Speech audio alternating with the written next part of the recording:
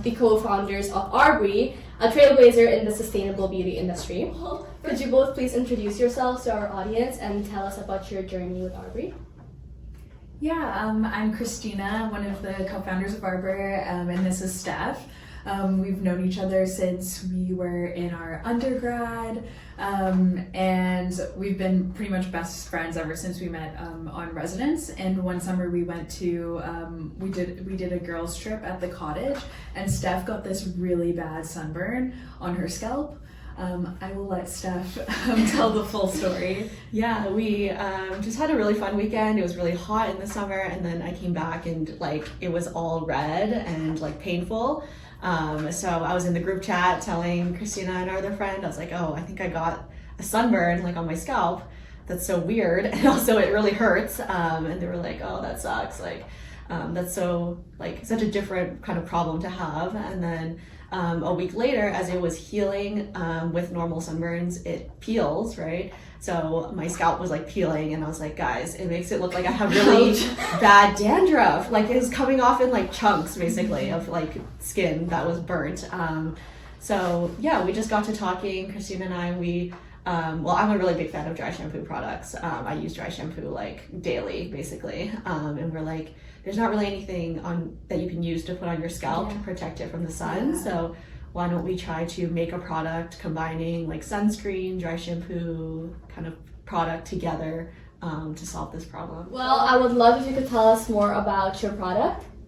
Yeah, of course. So this is our product called Spruce. It's a dry shampoo with SPF 20 in it.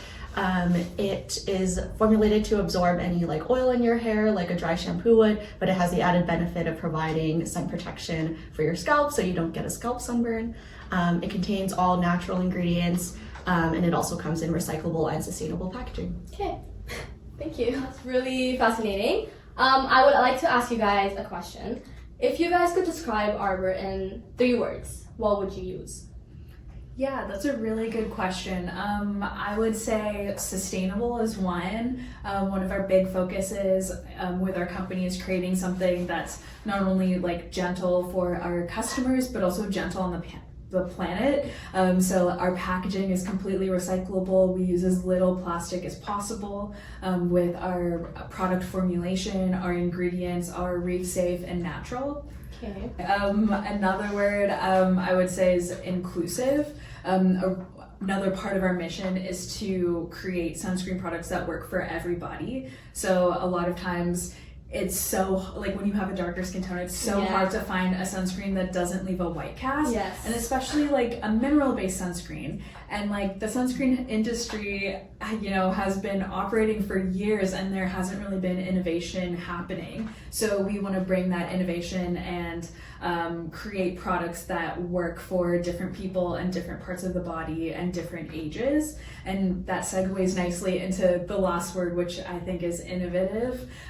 We both have not psychology, sorry. I have a psychology background, Steph has a pharmacology background. Wow. We're both scientists by training. So we with this company, we really want to create innovative products and kind of, shake up the industry, bring more options to more people.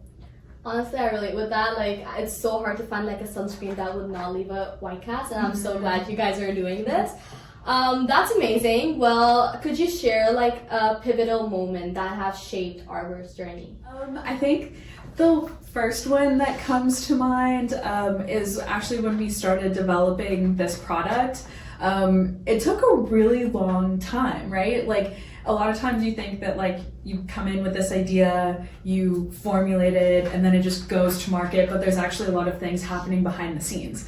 And because we started developing during the pandemic, there was a lot of delays with shipping, with getting raw materials that we did not expect at all. So we actually ended up having to push out our original launch date by 6 months. And it was this really pivotal moment because we realized how flexible you have to be as an entrepreneur. And a lot of times you go into, a venture or a project or something with this idea, you have these set timelines, but things happen and you don't always have control over that, and you really have to learn to pivot, make do with the situation, and sort of adapt. Thank you for sharing that with us. A question for you guys. What motivated or inspired you to venture into the sustainable beauty industry?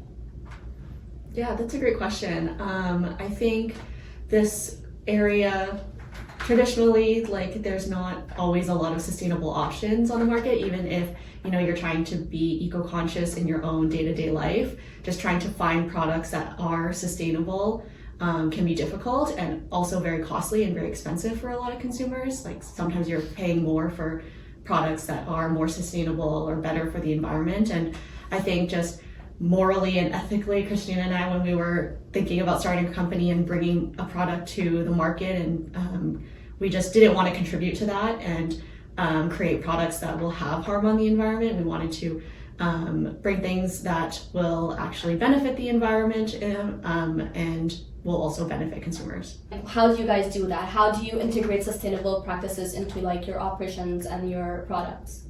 Yeah, so right now we just have our first product, which is called Spruce, and in it, the active ingredients, a lot of sunscreens use chemical ingredients that are actually very bad for the oceans and life underwater. They cause coral reef bleaching. They're really bad for the ocean life as well.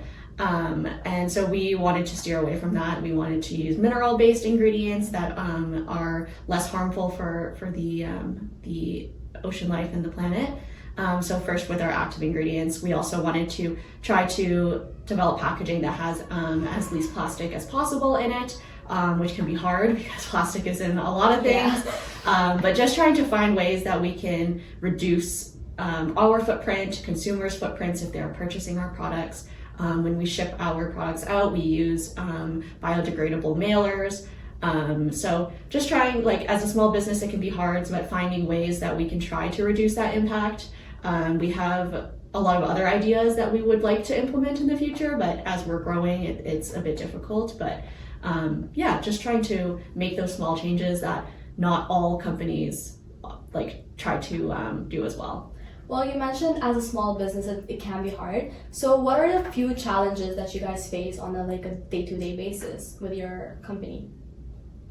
Around sustainability or just generally? Sustainability. I would say probably cost is high. Trying to do things that are sustainable can be more costly than just going the cheaper route of like plastic or like single-use plastic type of things. I think we would like to we know that shipping has like a big impact on the environment as well, like having things shipped from all over the world, things like that can contribute to your carbon footprint. We would like to provide options to be more carbon neutral, but right now it's just not feasible because of the high cost. So either we have to take on that cost as a company or pass it on to the consumer, which the consumer may not always want to take that on. So it's hard. It's like a balance of trying to figure out how we can be the most sustainable that we can while balancing that we're still a business. That's totally understandable. Well, you guys, how long has it been again since you started Arbre? Yeah, we started developing like the idea and doing like the market research around our product in 2020. Mm-hmm. So yeah, it's been almost like 4 years. Pandemic. Okay. Yeah. Mm-hmm. Well, what misconceptions about sustainability and beauty do you often encounter, and like how do you guys address them? I'm not sure if we like encounter like a ton of like beauty related misconceptions a lot.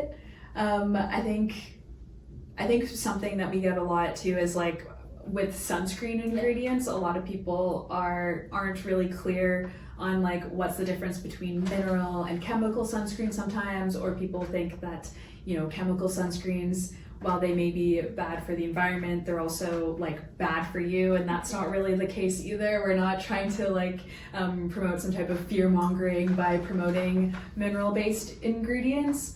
And another like huge misconception we run into a lot especially with like trying to find like sustainable sunscreens, is a lot of people like talk to us about trying to make their own sunscreen. And they kind of like, a lot of times people have asked us like, you know, did you guys make this in your kitchen and then you sell it? And it's like, maybe that's where we started, but like sunscreens are regulated like over-the-counter drugs, so we have to go through a rigorous testing process with Health Canada to make sure it meets these requirements and like the regulatory guidelines, so that it's safe, it has the actual SPF that we're claiming to have. Yes. And people are being protected from sunburns. So we do work with like a lot of partners to make sure that happens. That's amazing. Okay, let's dive deeper. On a personal note, how do you integrate self-care and manage mental wellness amidst the entrepreneurial like hustle? That's a good question. I think having a routine helps a lot. My New Year's resolution was to have a better morning routine. I think I was always one of those people where like I would stay up late and then roll out of bed at like 8 o'clock and then just start working right away and not really like have time to myself. And I was like, okay, I can't keep living like this. I need to like do something about it. So now just like trying to have a dedicated like wake up time. I try to write in my journal every day, even like if it's just a couple sentences. Also read as well in the morning so that I can like kind of stimulate my brain a little bit and not just jump into work right away. And yeah, just like having a better routine helps because there are a lot of things going on all the time and you can't always be working. So making sure you take that time for yourself. Well, how do you hold yourself accountable for doing all of this? Like, do you have like a specific routine that you follow every single day? Like, do you use specific apps for it? Or like, how do you manage to do that? Yeah, so for my morning routine, like I have those couple of things that I try to do, like wake up at a certain time and journal and read and eat breakfast. So like those are pretty set that I'll do every day. I use an app called Habit, and it's like a habit tracker kind of app. So I have some of those things on the app as well as like drinking water and like getting enough steps and stuff. So I personally like to like check those things off. Like it makes me feel satisfied and good about myself if like I can look at the end of the day that I actually did all of these things, and it helps develop that habit of actually sticking to the routine. So that's personally what I do. Yeah, I feel like I'm not that like organized all the time. So sometimes things feel like a little chaotic. I think for me, what I really wanted to work on this year was prioritizing, you know, events, tasks, different things like that. During the first couple of years when we were starting this company, I feel like I was like a yes woman. Like I wanted to say yes to every single opportunity, every event, just to put ourselves out there, you know, learn new things. But over the years, I realized that's how I burn out really quickly. And, you know, while that was like a little bit tough dealing with that, now I think that experience gave me the ability to know when something will be useful for either my own personal development or our company's development, and it helps me prioritize what opportunities I say yes or no to, because there's so many things happening all the time and I'm one person, I can't do everything, so I have to say like no to some things. So do you believe that since you started doing all of this and managing your routines better, has it like influenced your work in a positive way? And if yes, how?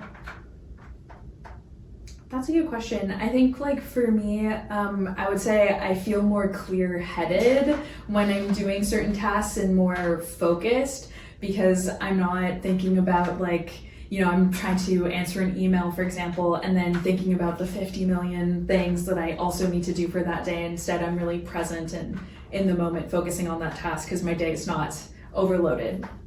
Mm-hmm. Yeah, for me, so I do have a full-time job outside of Arbre, and then I do Arbre kind of like part-time on the side. And I think taking that time for myself, I don't feel like I'm lacking in my day-to-day now. Like I feel like very satisfied, like I have my own me time.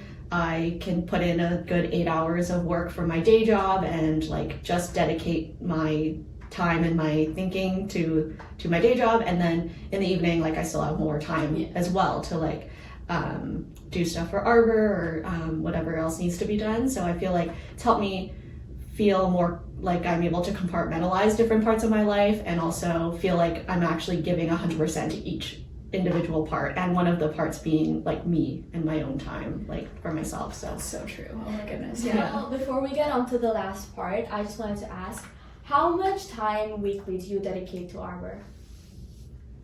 That's a good question. Like, we both do run our business part-time. Like Steph mentioned, she has a full-time job. I'm a grad student right now. So I would say we do like almost part-time hours, maybe like 10 to 15 hours a week. That's good. Mhm. Yeah. Well, it's been an absolute pleasure talking to you guys. Thank you for sharing your insights and inspirations with us. Before we wrap up, where can our listeners find more about Arbor and your products? Yeah, you can find us on socials. We're on Instagram and TikTok. Our handle is We Are Arbre, and you can also find our online shop at wearearbor.ca. Great. Thank you so much. To our listeners, follow Arbor on Instagram and TikTok, and make sure you go buy the products. Thank you for tuning into Eunoia, and stay tuned for more inspiring stories. Thank you so much.